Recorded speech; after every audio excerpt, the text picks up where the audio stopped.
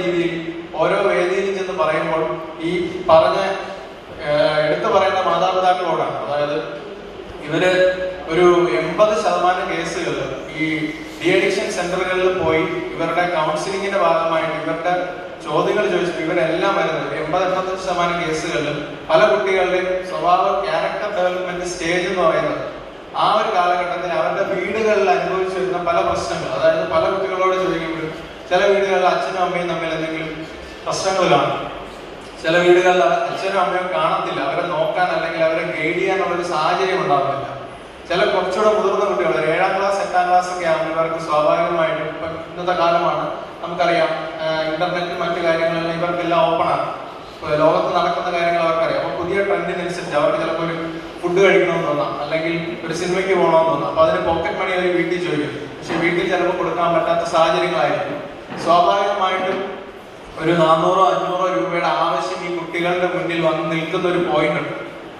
ഈ പോയിന്റിനെ അല്ലെങ്കിൽ ഈ അവസ്ഥയിൽ കൂടെ കടന്നു പോകുന്ന കുട്ടികളെ കറക്റ്റ് ആയിട്ട് നോട്ട് ചെയ്ത് ചൂഷണം ചെയ്യാൻ നമുക്ക് വെളിയിലുള്ള ഒരുപാട് ഏജൻസികളും ആളുകളുമുണ്ട്.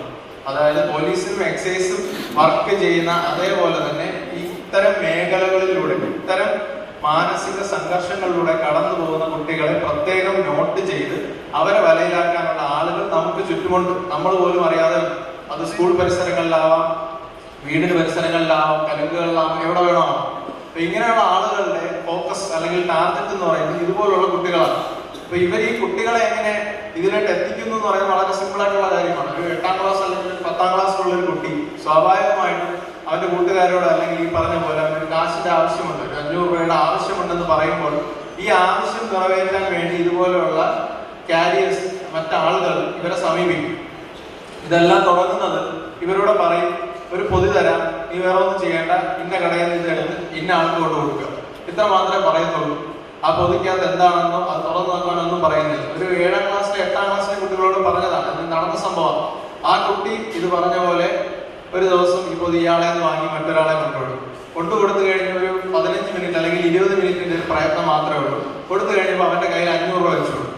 ഇത് നീ ഇന്ന് ചെയ്ത ജോലിയുടെ പ്രതിഫലമാണ്. അത് നോക്കുമ്പോൾ എളുപ്പമുള്ള കാര്യം, പ്രത്യേകിച്ച് വേറെ പണിയൊന്നുമില്ല, വീട്ടിൽ തല്ലുകൂടണ്ട, അച്ഛൻ്റെ അമ്മയുടെ വഴക്ക് കേൾക്കണ്ട.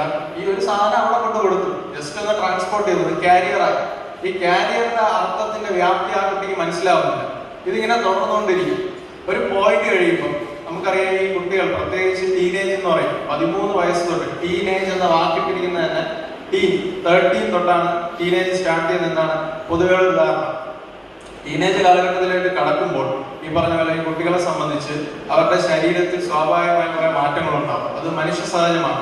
അതിന് കാരണം ഹോർമോണുകൾ കൊണ്ടാകുന്ന വ്യത്യാസമാണ്. അപ്പൊ ഈ പ്രായത്തിൽ ഇവർക്ക് ജിജ്ഞാസ അല്ലെങ്കിൽ ക്യൂരിയോസിറ്റി എന്ന് പറയുന്ന സാധനം വളരെയധികം കൂടുതലായിരിക്കും. എന്നെക്കാളും അല്ലെങ്കിൽ ഈ നിങ്ങളെക്കാളും ഒരുപാട് ക്യൂരിയസ് ആയിരിക്കും ഈ പ്രായത്തിലുള്ള കുട്ടികൾ. അവരൊരു പോയിന്റ് കഴിയുമ്പോൾ സ്വാഭാവികമായിട്ടും ഈ പൊതിക്കകത്ത് എന്താണ് എന്ന് നോക്കാനുള്ള ഒരു പോയിന്റ് അവർക്ക് വന്നു. എന്താണെന്നൊന്ന് അറിയണം, ഈ പൊതിക്കുള്ളിൽ എന്താണ്. അങ്ങനെ അവരത് നോട്ട് ചെയ്യാൻ തുടങ്ങും. അത് തുറന്നു നോക്കി ഇതെന്താണെന്ന് ചിലപ്പോൾ മനസ്സിലാവാതിരിക്കാം. ഇതെന്താണെന്നൊന്ന് എക്സ്പീരിയൻസ് ചെയ്യാനുള്ളൊരു പോയിന്റിലോട്ട് പോകും. അതാണ് 3ാമത്തെ സ്റ്റേജ് എന്ന് പറയുന്നത്. ആ സ്റ്റേജിലോട്ട് പോയി കഴിഞ്ഞാൽ പിന്നെ അവരെ കൊണ്ടുവരാൻ വലിയ പാടാണ്. അപ്പൊ ഇങ്ങനെയാണ് ഈ കുട്ടികളെ ഈ പറഞ്ഞ ഡ്രഗ് പെഡ്ലേഴ്സ് അല്ലെങ്കിൽ കാരിയേഴ്സ്, ഹാൻഡ്ലേഴ്സ് ഇവരെ അതിന്റെ ഭാഗമാക്കി മാറ്റുന്നത്. പിന്നീട് ഇത്